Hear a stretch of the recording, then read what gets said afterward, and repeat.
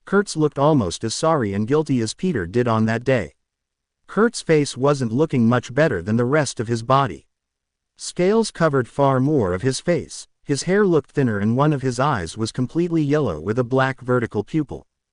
"I'm so sorry, Peter." Kurt sounded so guilty that he could barely speak.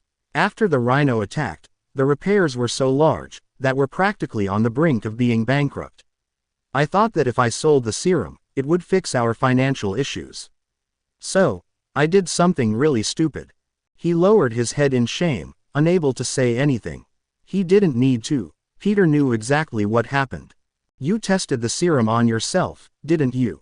It wasn't a question. It was a statement.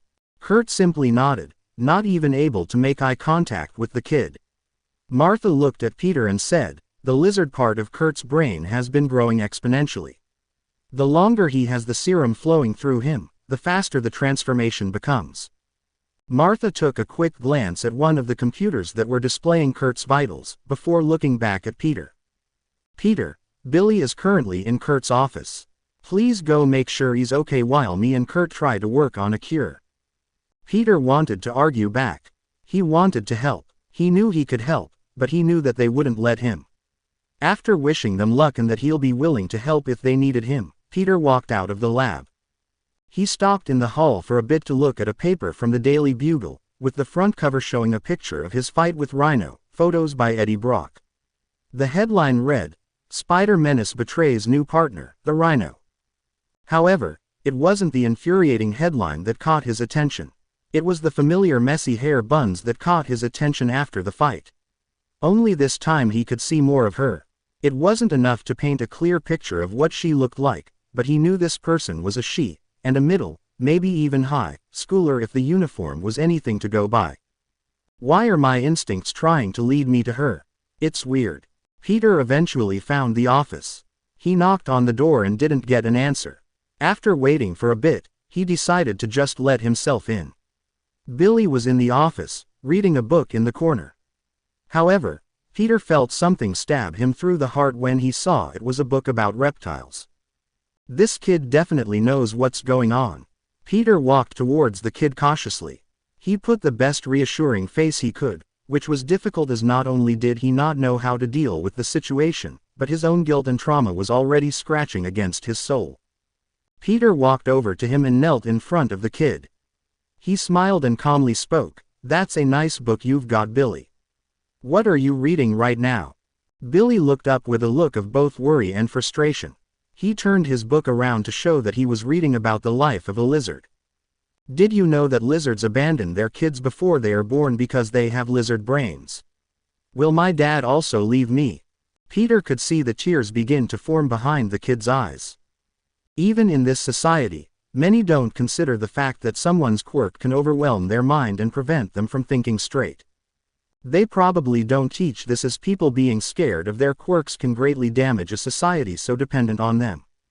But even if Billy did understand that, it wouldn't really help. So Peter put the friendliest, most reassuring smile that he could, placed his hand on Billy's shoulder and said, "Your father is an amazing man, Billy. He won't leave you just because he's a bit more of a lizard than before. Something I learned from an amazing person is that it's not the quirk that makes the person, but how they use it. No matter what happens to him, deep down, your father will always love you." Billy didn't say anything. He simply threw his book away and grabbed Peter into a hug. He began crying uncontrollably. Peter didn't say anything. He simply returned the hug to the kid. Talk about brotherly instincts. Cough hinting towards future chapters. Cough. "Ah, Mom." The scream broke the hug. Peter began to feel his spidey sense tingling uncontrollably. He knew what was happening. He quickly ran out of the office and shouted to Billy, "Stay here, Billy. I'm gonna check it out." As Peter ran back to the lab, he felt his hand brush against something in his pocket. He reached into it and pulled out the quirk-destroying drug. "What? Why do I? Oh, I must have taken it with me after I took down those drug dealers." Talk about lazy writing. Peter burst through the door to a scene from a horror movie. Martha had large scratch marks on her arm while Kurt was griping his balding head, claws on his hands and far more scales than before. "What happened?" Peter questioned. Kurt answered, I'm sorry. I lost control of myself. It seemed like it was becoming harder and harder for Kurt to form words. Before any of them could say anything, Kurt's transformation suddenly increased. More scales grew until he was completely covered in them. His face stretched until it was identical to an actual lizard. He grew almost an entire foot, making him 6 feet 8 inches or just over 2 meters tall.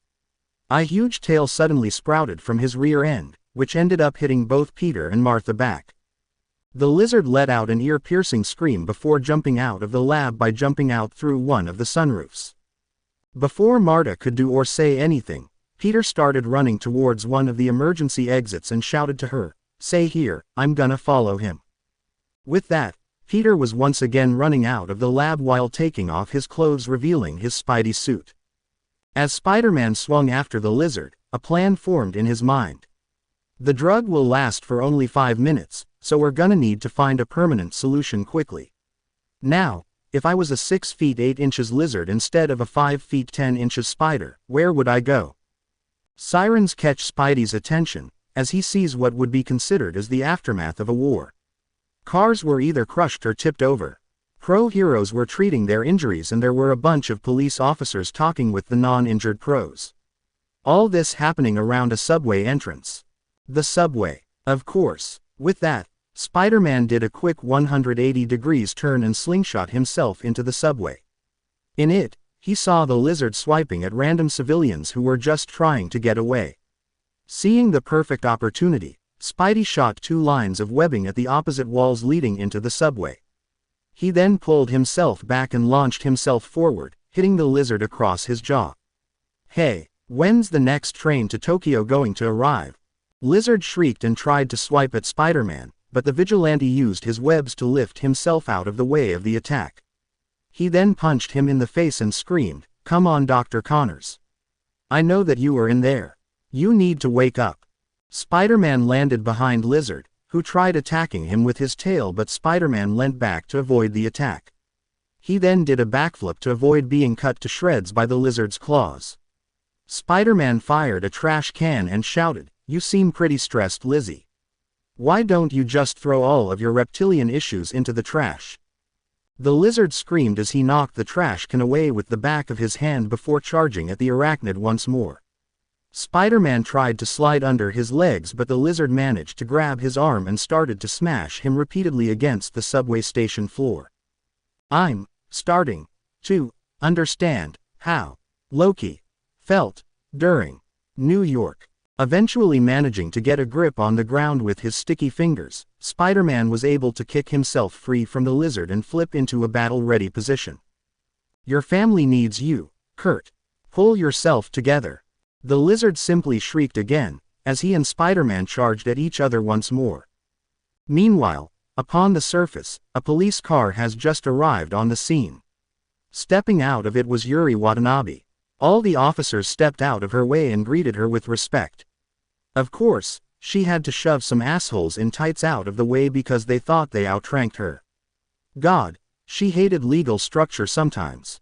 She reached the subway entrance, which was fenced off with barricades. 2 officers she recognized were talking near the barrier. She decided to make herself known to them.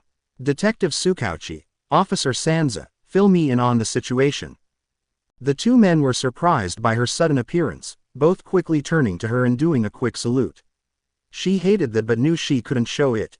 The cat-headed cop was the first to speak. "Captain Watanabe, the villain and the vigilante known as Spider-Man are currently fighting down in the subway. We have evacuated all the civilians and are closing off the entrances nearby as well as temporarily stopping all the trains."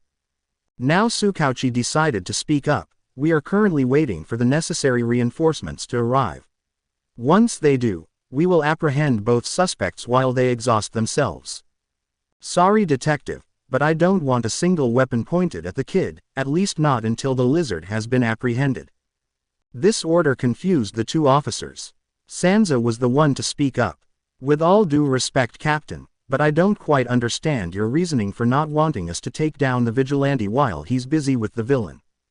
If looks could kill, both Sansa and Tsukauchi would be dead 5 times over."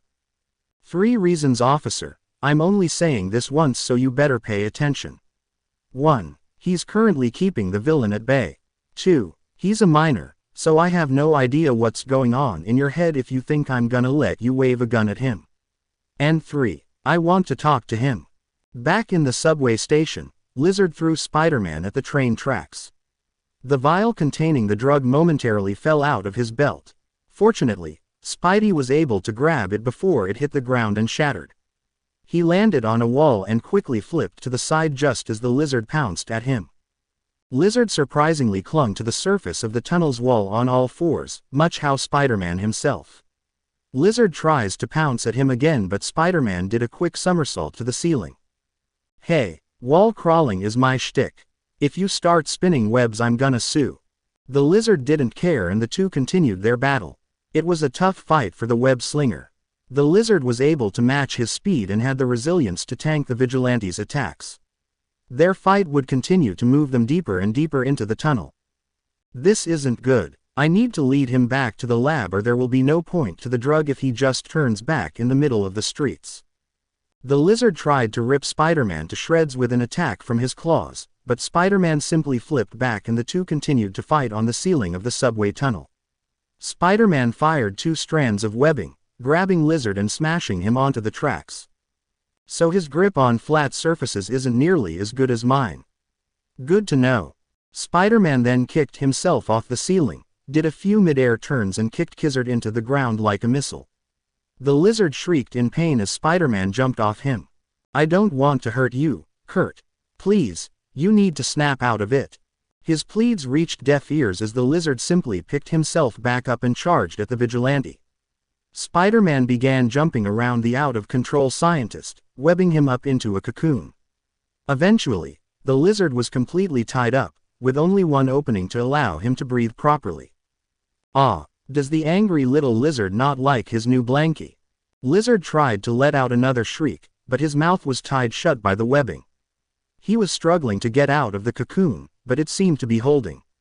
After waiting a bit to catch his breath, Spidey began to go over what needed to be done in his mind. Okay, I have the mutated doctor tied up. Now all I have to do is to get him back to the lab without getting caught by the police and crows. Seems easy enough. Spidery walked forward and was about to place the giant reptile on his back when the cocoon began shaking. Lizard was struggling more and more to break free from the webbing, and Spidey was able to hear slight tears appearing. Before he could do anything, Lizard broke free and charged at the arachnid. This gave Spider-Man little time to dodge as he and Lizard started their brawl once more. Lizard tried hitting Spider-Man with his tail, but the young vigilante managed to grab it. Lizard began swinging Spider-Man, trying to shake him off. Eventually, Spider-Man did get launched into a wall, along with the tail. He quickly threw it away in disgust. Gross. Natural, but still gross. That's when he felt something wet leaking from his belt. Spider-Man quickly opened the pouch on his belt to reveal the glass vial had shattered and was leaking out of the belt. No, no, no, no, no, no. This is not good. The Lizard was about to attack Spider-Man again, who was still sitting on the ground when a voice shouted through the tunnel, "Dad, stop." This caught both Spider-Man's and the Lizard's attention as they turned to look down the tunnel they had just come from. Riding towards them on a skateboard, Billy Connors quickly stood in front of his dad, blocking Spider-Man from his view. You don't have to be a lizard, Dad. I have the cure right here. Billy reached into his pocket and pulled out a vial of yellow liquid. The Lizard seemed to stop for a moment, almost like he was considering the offer. But this small bit of humanity almost instantly disappeared as Lizard pounced at Billy. Fortunately, Spider-Man jumped in front of the kid and kicked the Lizard back. Spider-Man looked back at Billy and asked, "You said that you have the cure?" Billy simply nodded and handed Spider-Man the vial. Spider-Man took it and said, "Don't worry, kid. I'll bring your dad back. Promise." Holding onto the cure, Spider-Man pounced at the Lizard. Just as the reptile was picking himself back up, Spider-Man grabbed onto his neck and tried to pry the Lizard's mouth open. "All right, Lizzie, say ah." Using his superior strength, Spider-Man managed to open Lizard's mouth and then chugged the liquid down his throat. Spider-Man jumped off his foe as he began to transform back. He shrunk back to his original size, His scales died and fell off, revealing human skin. Hair grew back and one of his arms shriveled off and disappeared. Spidey took notice of the fact that Kurt now had zero lizard-like features. Dr. Connors collapsed to the ground completely exhausted. Spider-Man and Billy quickly ran to the man. Spider-Man lifted him up and placed his arm around his shoulder, as Billy cried into his father's leg. Spider-Man was quick to treasure his friend. "It's all right, Dr. Connors. You're gonna be okay." Kurt looked at Spider-Man. It was clear that he was exhausted and probably needed medical attention. "Spider-Man, what happened?" "Long story short, Doc, you turned into a giant lizard, attacked a bunch of people, we fought, and then your son came rushing over on his skateboard with the cure." Kurt simply looked down at his crying son as the three of them walked down the subway tunnel. Spider-Man was sure that he picked up Billy's skateboard. As they walked back towards the subway station, Spidey heard footsteps running down the tunnel towards them. It sounded like only one person and he wasn't picking up any danger. When they turned a corner, he saw who was running towards them. He recognized her as Yuri Watanabe, captain of the nearby police department. She had built quite the reputation for herself. When she noticed them, she stopped and asked, "Spider-Man, where's the villain?" "Huh, that's a first. I've never had a cop go 2 seconds without pulling their gun on me." Before Spidey could answer, Kurt had taken his arm off Spidey's shoulder and stepped forward. "That would be me, officer. I did something really stupid and tested an experimental serum on myself. It sent my quirk into override, turning me into that thing. I was responsible and people got hurt because of me, and I'm willing to face the consequences for my actions." Yuri seemed to take a moment to think about the situation before stating, "And I'm guessing the vial the kid was carrying when he came down here was the antidote." Spidey answered this time, "That would be correct, yes. If Billy didn't come, I would probably still be fighting the good doctor." Yuri took another moment to consider things before looking back at them and saying, "There are multiple cops and pros outside the subway entrance. You're gonna have to be quick if you want to avoid being arrested. I'll take care of the civilians." This surprised Spider-Man, and his mask showed it. "Wait, you're letting me go? Why?" Yuri simply shrugged and answered, "Simple, I just think that it's better for everyone if we treat vigilantes as allies." Yuri wasn't exactly sure why she was there. The chances of him actually coming were extremely slim. She wouldn't blame him. She was being an idiot when she asked him, a wanted vigilante, to meet her, the captain of the police force, on the roof of the police station at midnight. She took a sip of her coffee and was about to leave when she heard the sound. It was an unusual, thwip, sound, but she knew what it meant. A few moments later, the familiar red and blue vigilante landed on the railing next to her. His mask showed a cheerful expression, as she would have expected. What she didn't expect was for a second figure to land on the opposite end. Daredevil had a frown on what little face he showed. It wasn't threatening, but Yuri knew that if she made one wrong move, she was gonna regret it. Still, she didn't let herself feel intimidated. "Didn't expect you to bring your friend along." Spidey simply shrugged and answered, "When Devil Boy heard that you wanted to meet, he insisted that he should come along. Hope you don't mind." Yuri simply shook her head and answered, "Not at all." She turned to shake Daredevil's hand, which he reluctantly took. Yuri noticed the way Daredevil was looking at her. He gave off an aura that he was analyzing her, yet the way he looked, it was as if she wasn't even there. This is when Daredevil spoke. "Spider-Man informed me about what happened at the subway. I appreciate the fact that you were open-minded to the situation and not only let him escape but also defended Dr. Connors." Yuri was caught off guard by how gentle the man that is known as the demon in Tokyo sounded. Officers, criminals, even Aizawa reported the rough voice he spoke in, capable of silencing the room with just a cough. Yet here he was, talking to her like a parent would to a child. Not the best comparison. Yuri was unable to find any words, so she simply nodded. Spider-Man casually sat down on the railing and asked, "So Yuri, what was it that you wanted to talk about? Like, to the point that you didn't want to just have a racer pass it on. As trustworthy as Aizawa is, I don't think he'd enjoy being the messenger." At this, Spider-Man started laughing. Yuri was surprised he didn't fall off the railing with how hard he was laughing. Sorry about him. Daredevil, who was now standing on the ground, spoke. I know he may seem childish, and he is, but I can promise you that he knows when to take a situation seriously, even if he doesn't show it. I'm well aware of that. I've seen some of the things he does. Civilian casualties and property damage are always low whenever he arrives. At the rate he's going, he would probably soon be in the top 5 if he was a legal hero. Spider-Man cocked his head and answered, I don't know whether I should feel honored that you think so highly of me, or offended that you just compared to what is the equivalent of a leaderboard for what should be voluntary work but has been reduced to nothing more but a glorified popularity contest.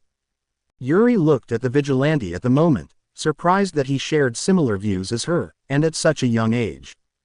Yuri answered, a bit of both will do. Anyway, we're getting off track. The reason I called the two you here is for this. She reached into her coat and pulled out a file that was labeled Kingpin. She handed it over to Daredevil, who took it and asked, what is it? It's a file containing a copy of all the evidence we have against Fisk, or, at least evidence that hasn't been destroyed by any of the dirty cops that Fisk has under his thumb. I trust that you might be able to do more with this than us. Spider-Man did a mock salute and said, don't worry, Captain, Daredevil and I will take good care of this. He then handed Yuri a piece of paper with what seemed to be random letters. However, based on how they were placed and how they never went above J, she was quickly able to conclude that these were their phone numbers. Just don't make me regret this. Spider-Man answered, you won't. The two vigilantes then swung off in opposite directions using their own methods of transportation. Yuri took a sip of her coffee and began walking to the door that led off the roof. As Spider-Man swung through the city, contemplating his alliance with the captain of the police force, he felt a familiar yet alien sensation at the back of his skull. It was his spidey sense, only it wasn't trying to get him away from something, it was trying to lead him to something, or someone. That girl, that was the only possible conclusion. Almost on instinct, Spidey quickly changed direction and swung where his senses were leading him. He wouldn't confront her, not yet. He would just follow her in a totally non-creepy manner and get an understanding of who the hell she is. To his surprise, his senses lead him to a shady and dark alley. From it, he picked up 2 heartbeats. One seemed to be pumping with excitement while the other was of fear and was failing. He could smell blood in the air. His first thought was that the girl was in danger. What he didn't consider was that she was the danger. Spider-Man froze, hidden in the shadows as he clung to the wall of the alley. There she was, the girl his arachnid instincts were leading him to, dressed as a high schooler and in a teenage boy, dry of blood with some sort of syringe that pumped the blood into small containers she had around her waist. She had her hand clamped on his mouth to prevent him from screaming for help. Spidey quickly used his burner phone and called the authorities, simply telling them his location and that there was a boy with severe blood loss. He then hung up before they could ask anything else. He swung down to the commotion and shouted, "You know, when I woke up this morning, I didn't think this what I would be dealing with." The girl pulled the syringe out of the poor boy and looked towards Spidey. She grinned, revealing her canine teeth. She jumped back before Spider-Man was able to land on her, giggling like crazy. Tonight was one of the rare times Fisk would let Himiko to go out by herself and do whatever she wanted. She figured she could just steal this cute boy's identity and order herself something from a 24-hours restaurant. So imagine her surprise when Spider-Man himself, the very vigilante she has been obsessing over, decided to interrupt her little blood-ing ritual. She jumped out of the way of his attack. My, I didn't expect you to show up, my little spider." Spider-Man didn't seem to have been affected by the way she spoke and answered, "Well, I have been told to have the uncanny ability to show up when you least expect it." Despite the mask and his cheery attitude, she took note of how he kept glancing towards the now unconscious boy. "He's so humble, it's so cute." A large blush appeared on Himiko's cheeks as she looked at the vigilante, and without any warning, she charged forward.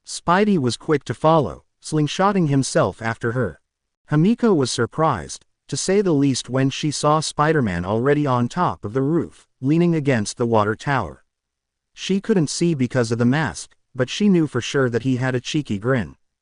"Wow, and here was, thinking you were quick," Spider-Man mocked. "Not all of us can use our bodily fluids to swing around," Himiko teased. "First of all, gross. Secondly, I think we should get back to me arresting you."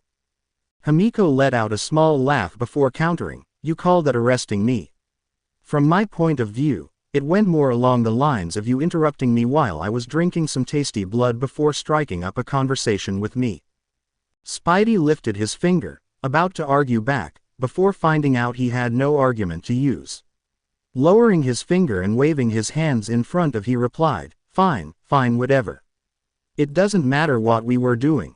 What matters is that we can't continue it here with the police, because worst case scenario, we're both arrested before we're even old enough to drink, and the best case is that it's just you who is arrested."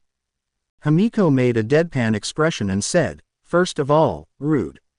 Secondly, I agree with you. So take us away."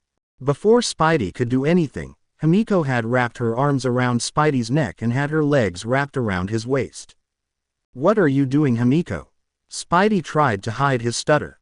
He was thankful his mask hid his blush but prayed to God that the cute villain didn't notice the growing bulge between his legs.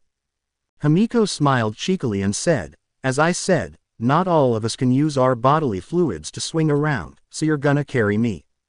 Do you not like it?" She said that last part in a seductive, that sent Spidey's teenage hormones to override. Chibi Spidey. "Whoa, we got a cute girl wrapping her body around us and asking for a ride. Do you know what this means, petty?" Chibi Peter, with glasses, "Please don't say it." Chibi Spidey, not listening. "It's time for the wheel of responses." Chibi Spidey pulls a lever and a game show-like wheel starts spinning, eventually landing on a tile. Chibi Peter. "I would carry you over a rainbow, my love." "What is this, Romeo and Juliet?" Chibi Spidey. "Fair point, I'll save that one for later. Can you two just hurry up and get this over with?" The two manifestations of Spidey's mind turned to look at another Chibi in what would be the corner of an infinite white void. He looked like Chibi Spidey but completely red and with devil horns and a tail. Chibi Spidey. "We're working on it, devil me, just give us a moment." Still blushing like mad, Spider-Man answers, "Not at all." He fires a web and begins swinging the two of them away from the police. As he's swinging, he says, "For a record, my webbing isn't organic. No wonder it tasted so gross. You ate my webbing. I thought it would taste nice. Can't I drink some of your blood?" "No. Why?" "Because my blood contains a radioactive venom that could and most definitely will kill you." Yeah, whatever you say, fishbowl." Spider-Man swung away from the upside-down villain that was sent to capture him. He was a bit of a tricky opponent, but once he realized that Mysterio's main weapon were illusions, he was easy to take down using his enhanced senses. Spidey called Yuri and informed her that he had captured another one of Fisk's artificial villains. He, Matt, Foggy and Karen all read the file provided to them about Fisk, and while the two vigilantes managed to track down some of the leads, all they did was throw some of Fisk's money into the fire. Nothing to throw him behind bars for good. As Spidey continued swinging, breathing in the summer breeze. It was now summer break, so he could spend more time on patrol and earn more money by taking pictures of himself in action. As Spider-Man continued his swing, he felt his phone vibrate. He pulled his regular phone out of his pocket and saw that it was a text message from his newest friend. He knew he should arrest her or at the very least tell Matt, but something about her stopped him. Behind her energetic and psychotic behavior, he could tell there was a sense of sadness and mystery locked behind those cat-like eyes. So they exchanged phone numbers. Being the genius that he was, Spider-Man was able to upgrade his phone to be able to hold two phone numbers, that way he didn't have to worry about his civilian phone number being leaked. Spider-Man sighed. Himiko wasn't writing back, so he put his phone away. He got really good at web swinging in his few months as Spider-Man. He could now calculate where to shoot the web and when to let go for maximum momentum. All calculations are done in a fraction of a second. Spider-Man continued swinging towards his destination. Of course, he was interrupted by pro-heroes, but he was able to easily escape them all while getting some pictures for the Bugle. He eventually reached his destination, the Kiyoshi Ward shopping mall. Making a pit stop at an alley, he changed out of his costume and into his civilian identity with clothes he and Daredevil hid around the city. Peter Parker quickly ran out of the alley while fixing his shirt. Fortunately, nobody so much as batted an eye at him. He eventually reached the front of the mall where he saw his friends waiting for him. He called out to them, "Midoriya, Flash, hey, sorry I'm late. Spider-Man was nearby and I needed to take some pictures for the Bugle." Flash stopped talking to the still nervous Izuku. The poor kid was overly emotional and hot nervous easily. Despite all of the kind things Flash did since he left Bakugo's group of followers, Izuku was still scared of the former bully and it would take time for him to overcome it. "Can't say that I can relate. I'm the kid that befriended the Punisher at the age of 12. Pretty nice guy, as long as I keep my jokes to a minimum and don't mention his relationship status." A huge grin had spread over Flash's face as he waved Peter over to them. Peter in turn picked up the speed and walked over to them. "Hey, Pete, glad you could make it. What, you thought I wouldn't come? To be honest, Parker, with how often you come late to school or randomly disappear, I wouldn't be surprised. Is everything okay?" Peter looked at Izuku. Thanks to his increased sense and quickened brain processing power, he was able to pick a lot of things out. The most prominent being the slight layer of muscle he had. It wasn't anything impressive, but it was proof that whatever training All Might was having him do was having an effect. Peter also noticed that nothing else about him had changed. Despite training under the #1 hero, nothing about him had really changed. "Everything's fine, Midoriya. I've just been busy trying to help Matt and Foggy with the Connors and the legal trouble they're currently in." This seemed to satisfy the broccoli-haired boy, who simply nodded in response. As good as he was at analyzing things, Peter could easily lie to him considering he was friends with a living lie detector for almost as long as he had 2 digits to his age. "So we going now? The new Captain America documentary just came out on DVD and I want to check it out." Peter quickly turned to Flash with stars in his eyes. The child inside him that refused to grow up despite everything he saw each night took over. "Are you for real? I didn't know that was coming out so soon." Izuku was just confused. "I'm sorry, but what are you talking about?" The two simply stared at him as if had just asked something everybody in the world had the answer to. The look they were giving him was kinda scared him. Peter was the one who spoke up. "Really, Midoriya, the biggest hero fanboy in the world doesn't know that Captain America, Hero Lost in Time, a documentary that goes into depth about how Captain America, the first hero to ever live, adapted to the modern world after they dug him out of the ice almost 2 centuries after World War II. The trio started walking towards the mall but continued their conversation like normal. Flash shook his head in a fake disappointment. Tisk, I expected more from you, Midoriya." Midoriya simply scratched his head and looked down in embarrassment. Sorry, I mostly just pay attention to heroes closer to home." Peter simply sighed and patted his head, well, his hair. The kid had a jungle of the stuff growing on top of his head. "Don't worry, poor child. Flash and I will be sure to teach you everything you need to know about Earth's mightiest heroes." "I thought All Might was the world's greatest hero." Flash simply laughed and said, "Dude, All Might has nothing on the guy named after the god of thunder and lightning." Peter then added, "Some people think he actually is the Norse god himself. The dude knows how to play the role and he has the power to do it. I still think All Might is the strongest hero." The three of them debated about this until they reached their destination. During the walk, Peter was disgusted by something that he saw. Somebody decided to make merch of him. Somehow, somebody was using his, and most likely Daredevil's, reputation just to make some quick cash. It angered Peter to his core. Here he was, struggling to pay the rent with May, while also trying to live up to his responsibilities as Spider-Man. Meanwhile, some asshole decided to take advantage of the free advertisement Jameson was giving and put these on the market. Luckily for everybody, Flash was able to notice that Peter had stopped to look at it, and all it took was one glance at Peter's face for him to realize that he needed to get Peter away from there. Which, being the good friend that he was, he did. "Thanks, Flash," Peter muttered just loud enough that Izuku didn't hear. "Any time, buddy," Flash answered with a smile. Eventually, they reached their destination. There wasn't a lot of advertisement for the Captain America documentary, as American heroes weren't exactly as popular in Japan. But the fact that over half of the stock had been sold was certainly saying something. Peter picked out a case of the documentary and said, "I've been waiting so long for this. I'm so happy that I can afford this. Are you getting it, Midoriya?" Izuku scratched the back of his head nervously and answered, "I was hoping to get the new, limited edition, Collector's Golden Age All Might figurine. The store will be opening in like half an hour. So I want to get there before they are sold out." Peter let out a soft laugh and said, "Of course you do.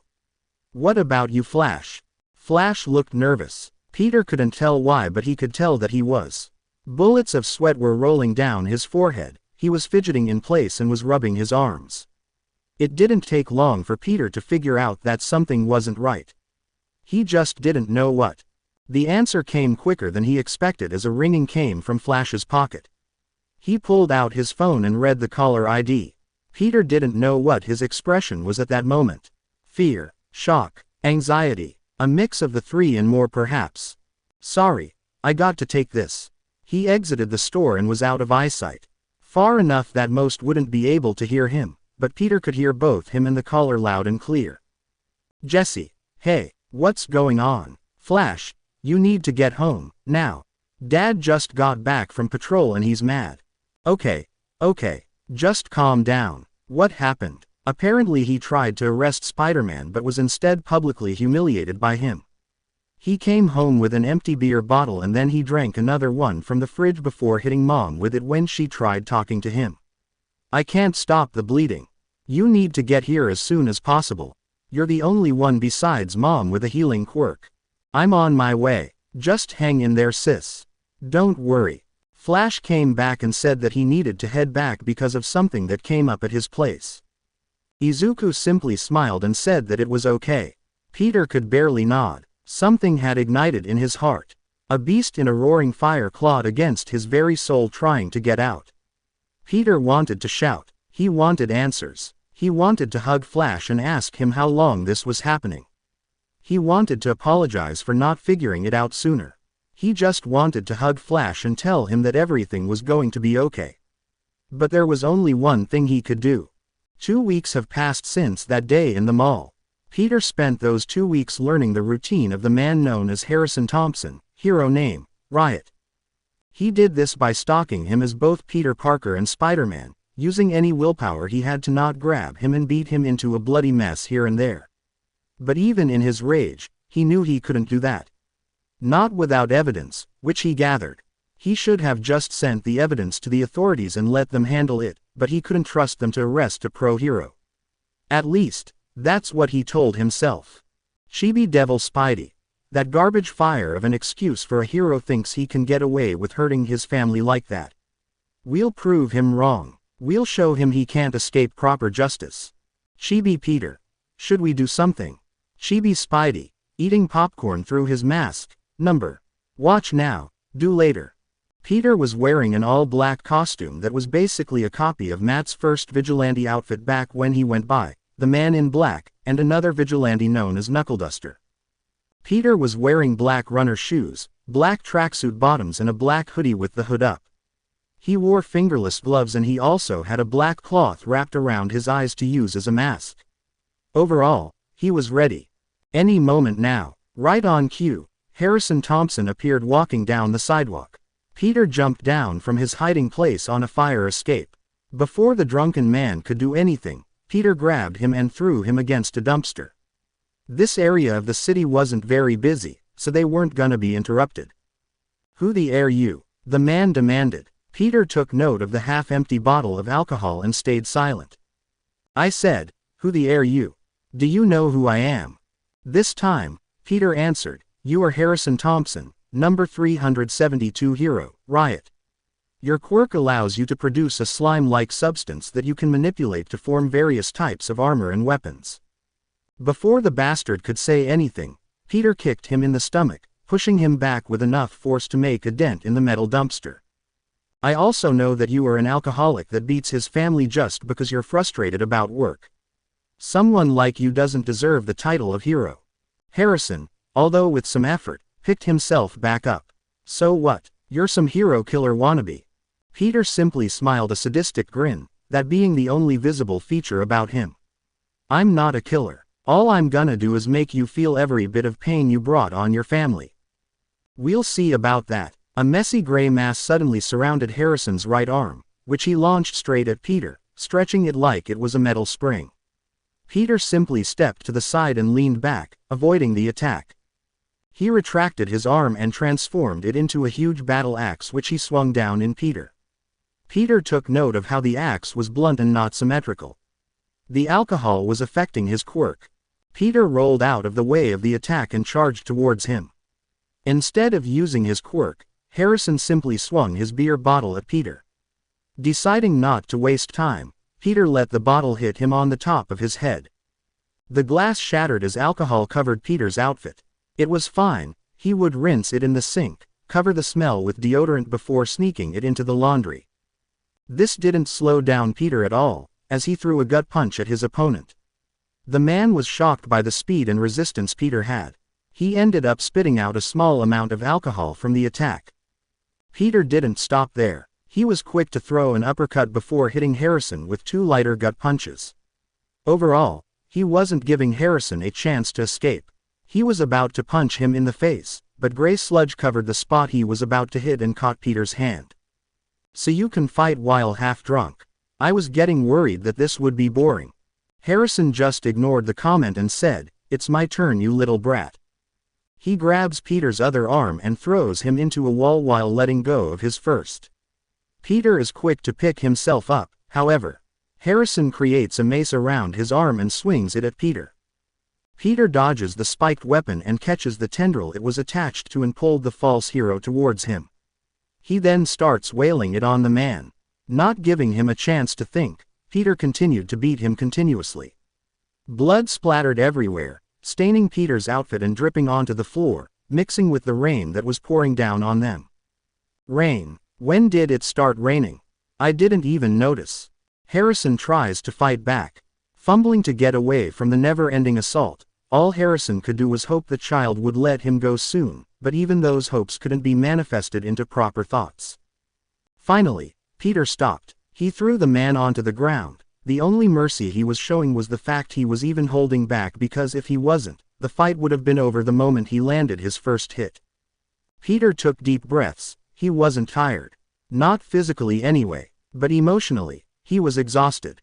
He stared down at the man that caused him all this anger and rage. Only now did notice that, despite his face now being heavily beaten and disfigured, he was probably in his late 40s, early 50s. Feeling a tiny bit of guilt, Peter looked down at his bloody hands and then at the man and said, "I've already called an ambulance for you. They should be here soon, but I've also sent evidence of your crimes to the authorities. This isn't something your title will protect you from." With those words, Peter exited the alley, leaving the broken man with nothing to do but listen to the approaching sirens. Spider-Man sat on the edge of an apartment building, letting the moonlight just shine on him as he ate some fried chicken he bought earlier from a nearby restaurant. Peter was contemplating what he did the night before. He hadn't heard from Flash since that night, which made sense. The guy was probably being questioned. Peter took a sip of coffee through his mask. The bitter taste of the brown liquid didn't help. Did I do the right thing? He was beating his family, my friend, so I should be justified to do what I did. But I went too far. No arguing against that. I couldn't even recognize the guy when I was done. Should have I just let the police handle it? I'm in an alliance with the captain, for crying out loud. Didn't take you for the brooding type, Spider-Man. Spidey jumped from his spot and turned around to face the voice. It was Aizawa. The pro-hero was leaning against one of the supports of a billboard on the building. His expression was calm and collected, but Peter could tell he was worried. "Oh, hey Eraser. What are you doing here? I was on patrol. I saw you not looking like yourself, so I came to check on you." Spider-Man gave his friend a weak smile, turned around and said, "Really? I appreciate it, but there's nothing for you to worry about. Just an angsty teen." Aizawa simply sighed and walked up to him, and sat down at the ledge next to Spidey, making sure to put a reasonable amount of distance between them so he wouldn't infringe on the kid's personal space. "Kid, I know we haven't talked all that much, but tell me, what's going on with you? You aren't exactly acting like your usual goofy self. So tell me, what's going on?" Spider-Man cringed, not exactly sure what he should do. He trusted Aizawa, but could he tell Aizawa what happened? He didn't even tell Matt. And Matt started his crime-fighting career with something similar. That is probably why Spider-Man didn't want him to know. Spider-Man sighed and answered, "Last night, I hospitalized a man. He was from a good man. He beat his family without remorse, and I couldn't let him continue." "So you beat a bunch of hospital bills on his family?" "Well, I figured that they had it covered. The dude was a pro-hero, so definitely had some sort of insurance, and even if it was revoked they should have the money to cover it." Aizawa remained unfazed and asked, "You didn't think this through, did you?" Spidey's shoulders slumped and he answered, "No. When I learned about it, I felt this anger. This rage. It was bad enough that I have this standard dislike when it comes to the concept of pro-heroes. But the moment I learned this guy was beating his wife and kids, and that he was parading around with people calling him a hero, something just snapped in me. Something that has been there for as long as I can remember. You were being trained by the guy people call the devil. It would be rational to suspect that he would rub off on you." A small grin formed on Spidey's face as he said, "You really like that word, don't you? Back when I was 12, and Daredevil was just teaching make simple self-defense, nothing crazy, I would joke that one day I would be his sidekick and be known as the Prince of Hell. He always said I was too much of a puppy to fill the role. Well, look at me now. Swinging around the city in a bright costume calling yourself, your friendly neighborhood Spider-Mans," Aizawa stated with a smirk. Spidey laughed. It wasn't weak, it wasn't short. It was a long, loud bellow of laughter. It took him a few moments to calm down as he said, "Thanks, Eraser. I needed that." Spider-Man reached into his takeout bag and took out a second coffee cup. He handed it towards Aizawa, smiled and said, "I got to because my metabolism would have just burnt through all the caffeine, but I think you might enjoy it more." For a brief moment, Spider-Man wasn't in front of him. In his place, was a teenage boy in a UA uniform with a white cloud for his hair and smiling that same exact smile. The image left as quickly as it came. This left a startled Aizawa looking at a very confused Spider-Man. "Hey Eraser, are you good?" Aizawa mentally slapped himself back into reality.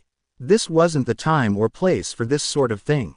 Pushing his emotions aside, Aizawa took the cup and said, "It's nothing, kid. Just a loose memory. Thanks for the coffee." Spidey simply nodded in response. Despite what some might say, despite his teasing manner, Spider-Man understood personal boundaries. He'll push them if it means helping a friend, but after what happened with Flash and the man who called himself his father, he wasn't planning on breaking past them anytime soon. The two of them sat in silence, simply enjoying the view and their midnight snacks. As nice as the moment was, that's all that it was. A small moment in time. "So tell me Eraser, what's going on with Ms. Joke?" Aizawa ended spitting out his coffee because of the question. He wasn't expecting that. While Aizawa tried to collect himself and find an appropriate response to the question, Spider-Man was looking down at the streets below, just feeling kinda bad for whoever might have been hit by that coffee. Poor whoever just got a second-degree burn. Spider sense. Only this time, his sixth sense wasn't warning Spidey of any danger, nor was it telling him that his new friend was nearby. It was tracking something that just came into range. Someone Spidey hadn't seen since the ferry incident. Spider-Man lowered his mask and put away his lunch and said, "Mind my lunch will you Aizawa? I just picked up a signal from a tracker I left on a guy the First and Daredevil have been tracking. I'll be right back." With that, Spider-Man fired a web and swung away. Aizawa simply shook his head and took another sip of his coffee. After a few seconds, he reached over and stole a few of Spider-Man's fries. Norman Osborn was many things. A scientist, an entrepreneur, the CEO of a multi-million-dollar company, a father. One thing that he wasn't was an apologist. It was basically his catchphrase. Norman Osborn never apologizes. That is why he was in his current predicament. Being held in the air, in the mercy of an old man in a metal bird suit, his gloved hand wrapped around Norman's throat.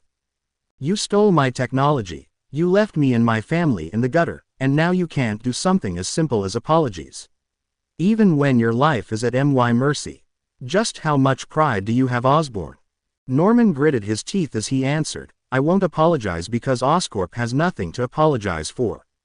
This enraged the Vulture, and he dropped Norman down to the streets below. If the fall didn't kill him, then the speeding cars definitely would. Norman screamed as he fell towards the ground, only to be caught at the last second by the Vulture's metal talons. Vulture flew the two of them back into the air. Still clinging to Norman's shoulders with his talons, Vulture spoke, There's no winning for you, Osborn. Either you do as I say and your company becomes a shell of what it once was, or you die. How about option 3? Coming in from above, Spider-Man landed on the Vulture's wings and cried, I blind you with my webbing and get Mr. Millionaire with a bad hair cut out of here. Spider-Man did just that, spraying a large glob of webbing at the Vulture's helmet, blinding him. This took Vulture by surprise, making him drop his hostage. Norman screamed as he fell in a free fall. Spider-Man then backflipped off the Vulture's back and dived after the falling man. He quickly caught up to him and wrapped an arm around the man's torso, before firing a web with his other arm and swinging the two of them back into the air and away from where the Vulture was flying.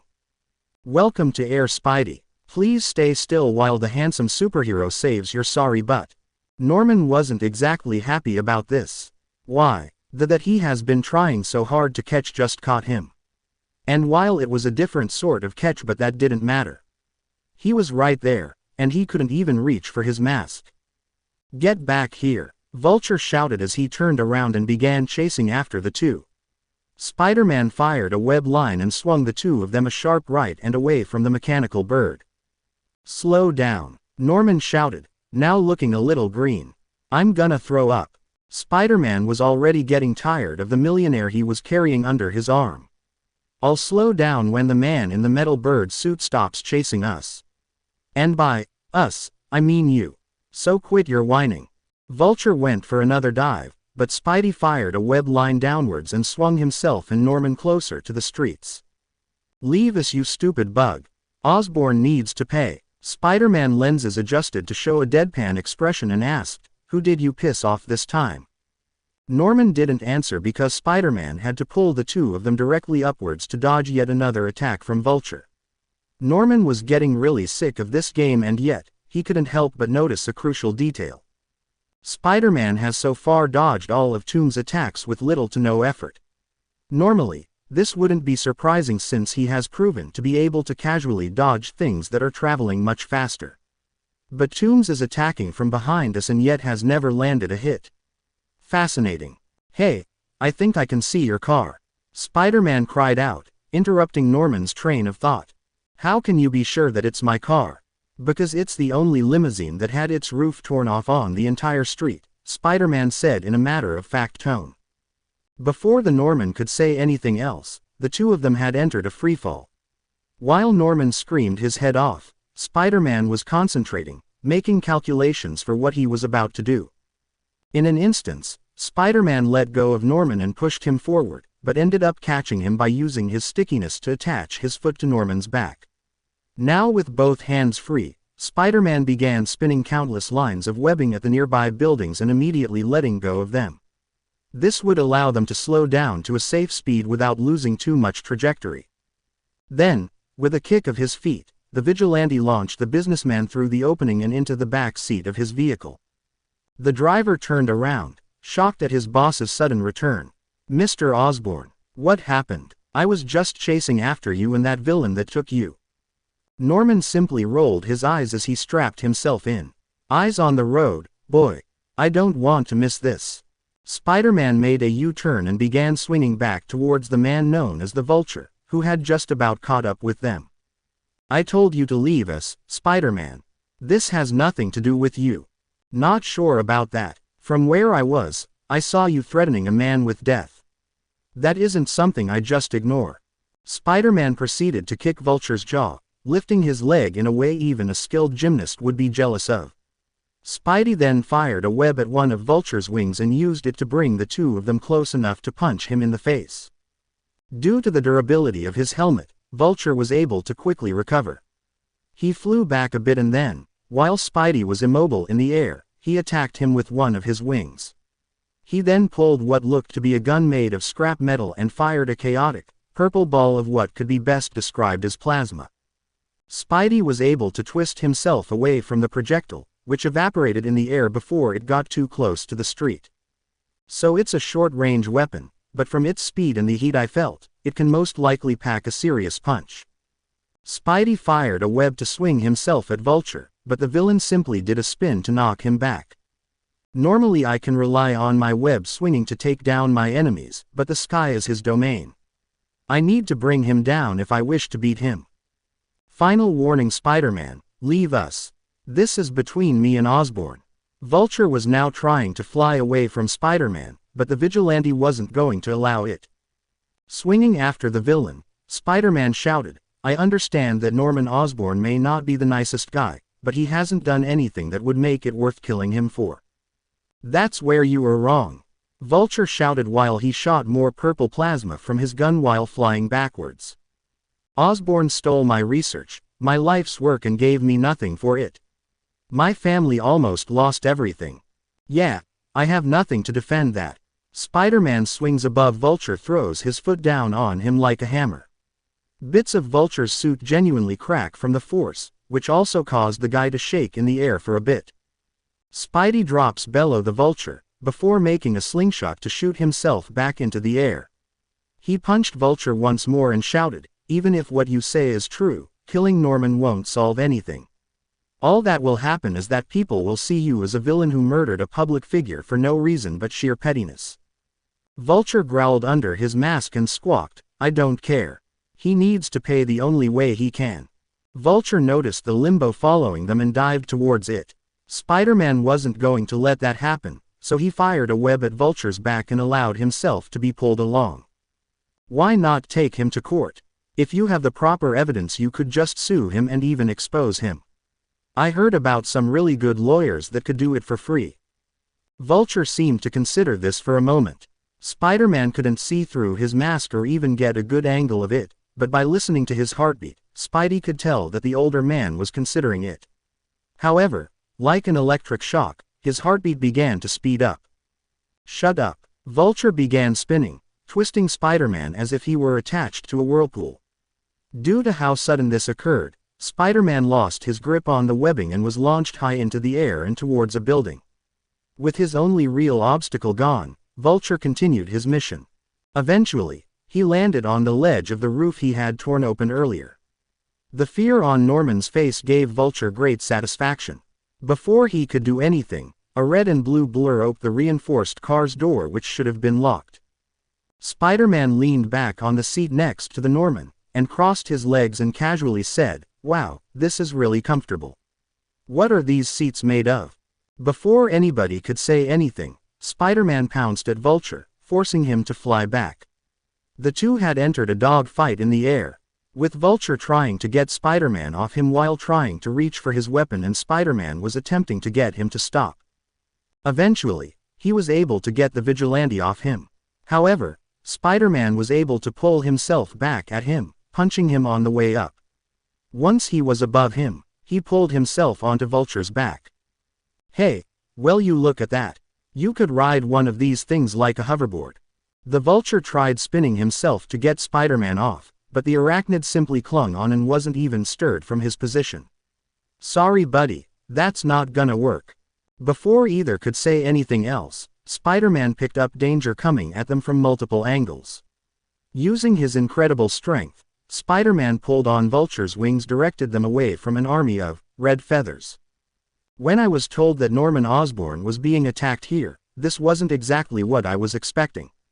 A relaxed voice stated as he flew towards them at insane speeds.